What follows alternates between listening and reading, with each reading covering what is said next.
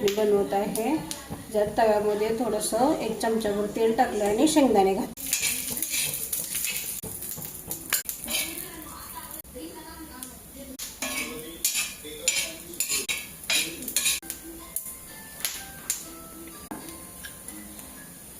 आणि थोडंसं जिरं टाकून घेतो.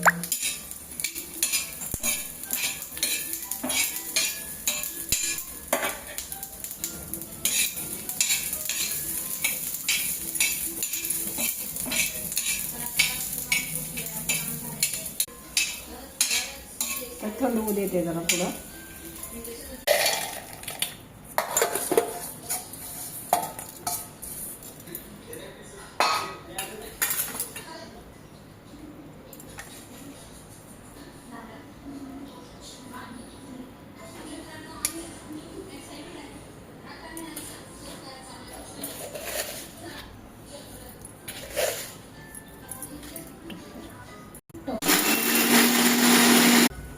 कडक तेल वाटते, अजून छान लागते.